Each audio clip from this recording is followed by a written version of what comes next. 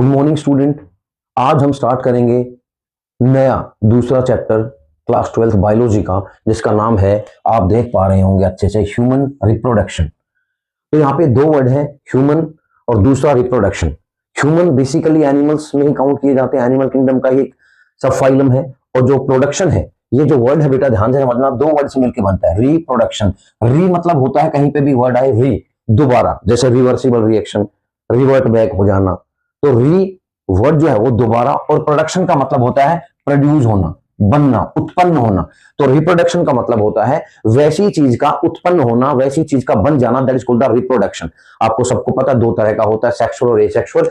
Basically हम human reproduction यानी human में रिप्रोडक्शन की बात करते हैं, तो आप सभी को पता है कि बेसिकली ह्यूमन रिप्रोडक्शन में सेक्सुअल रिप्रोडक्शन शो होता है। दूसरी बात कि जहां पे भी सेक्सुअल रिप्रोडक्शन होता है, बेसिकली ह्यूमन बीइंग्स की बात करते हैं, तो ये विविपेरी एनिमल्स में काउंट किए जाते हैं। किसमें काउंट किए जाते हैं बेटा?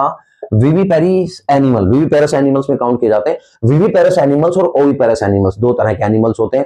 एक जो यंग वंस को प्रोड्यूस करते हैं, यानी बच्चे प्रोड्यूस करते हैं, बच्चों का जन्म देते हैं बच्चों को, और दूसरा जो एग प्रोड्यूस करते हैं, एग जो है ले करते हैं, उनको हम बोलते हैं ओविपेरस। तो जो एनिमल्स होते हैं human beings, basically viviparous animals में काउंट किए जाते हैं, यंग वंस प्रोडक्शन होता है इनमें। अब आ जाइए, हम ये चैप्टर स्टार्ट ही कर रहे हैं बेटा, तो बेसिकली इस चैप्टर में हम पढ़ेंगे सबसे पहले रिप्रोडक्टिव इवेंट्स। रिप्रोडक्टिव इवेंट्स का मतलब होता है कि हमें इस चैप्टर में ये 6 टॉपिक यानी ये 6 पार्ट पढ़ने हैं, और ये 6 पार्ट जैसे ही खत्म होंगे हमारा चैप्टर भी कंप्लीट हो जाएगा, खत्म हो जाएगा। क्या क्या है? पहला स्टार्ट कहां से होगा? अब देखिए ध्यान से, हमें पढ़ना क्या है डिटेल में। ये जो वर्ड देख रहे हैं आप, gametogenesis, insemination, fertilization, implantation, gestation, parturition, जो वर्ड देख रहे हैं, ये बेसिकली ये डिटेल्ड प्रोसेस है। इस चैप्टर में हम बारी बारी पढ़ेंगे इनको, लेकिन अभी बस शॉर्ट में बताएंगे टर्म क्या है ये।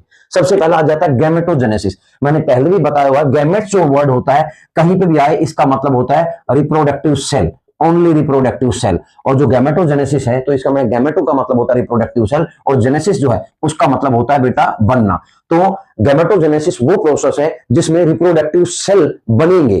तो अब रिप्रोडक्टिव सेल मेल में बनते हैं स्पर्म, और फीमेल में बनते हैं एग। तो जो स्पर्म बनेंगे मेल में उसको बोलते हैं स्पर्मेटोजेनेसिस, और जो एग बनेंगे फीमेल में उनको बोलते हैं oogenesis।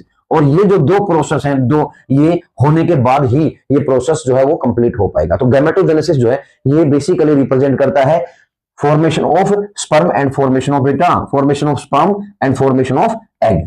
पहला टॉपिक कंप्लीट। इसके बाद दूसरी टर्म पे आते हैं इंसेमिनेशन।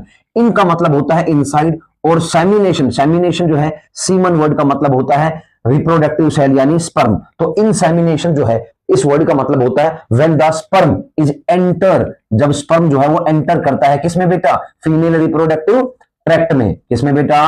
फीमेल रिप्रोडक्टिव ट्रैक्ट में। तो इंसेमिनेशन का मतलब होता है स्पर्म का एंटर करना। तो स्पर्म कहां एंटर करेगा? ऑब्वियसली स्पर्म कहां एंटर करेगा? स्पर्म एंटर करेगा कहां? Reproductive structures in case of female. तो स्पर्म का रिप्रोडक्टिव सेल यानी रिप्रोडक्टिव ऑर्गन में स्पर्म का एंटर कर जाना, that is called the insemination. फिर तीसरा वर्ड आ जाता है फर्टिलाइजेशन।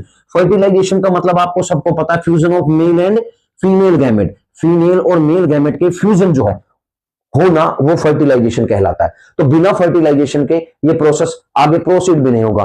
तो when the male and when the female reproductive cell fuse with each other, in that condition we have used that word fertilization। अब पहले गैमेटोजेनेसिस रिप्रोडक्टिव सेल बनेंगे, फिर वो रिप्रोडक्टिव सेल रिप्रोडक्टिव ऑर्गन के अंदर एंटर करेंगे, फिर उसके बाद उनमें फर्टिलाइजेशन होगा। अच्छा, फर्टिलाइजेशन हो गया तो ऑब्वियसली अब आप सबको पता है कि फर्टिलाइजेशन के बाद क्या होगा? इंप्लांटेशन होगा बेटा। क्या होगा बेटा? इंप्लांटेशन होगा। इंप्लांटेशन का मतलब होता है attachment of embryo to the uterus.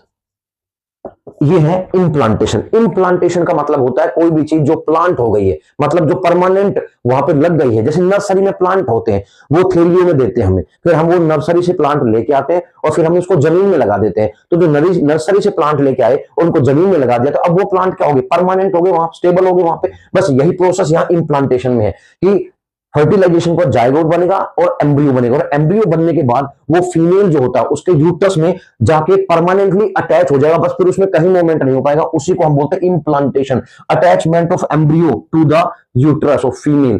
Female के यूट्रस पे जाके एम्ब्रियो का जुड़ जाना, परमानेंटली वहीं पे रुक जाना, that is called the implantation. अब इंप्लांटेशन होगा तो उसके बाद क्या होगा? गेस्टेशन होगा। क्या होगा बेटा? इसके बाद गेस्टेशन होगा। गेस्टेशन का मतलब क्या होता है?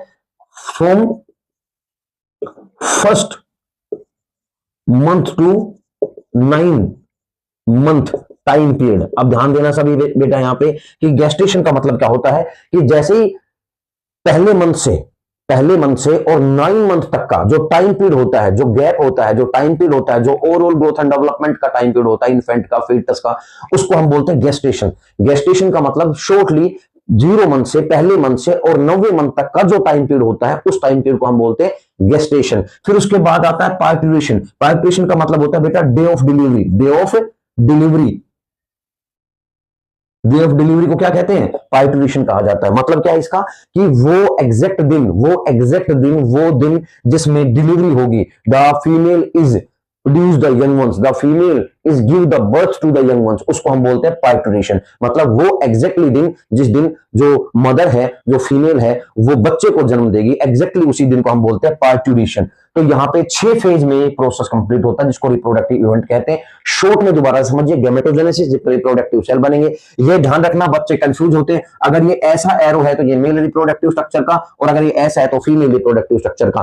फिर उसके बाद वो रिप्रोडक्टिव सेल एंटर करेंगे रिप्रोडक्टिव ऑर्गन में, फिर उनमें फर्टिलाइजेशन होगा। फिर फर्टिलाइजेशन के बाद एम्ब्रियो बनेगा, एम्ब्रियो वहां पे रुक जाएगा यूट्रस के पास में, उसके अंदर अटैच हो जाएगा।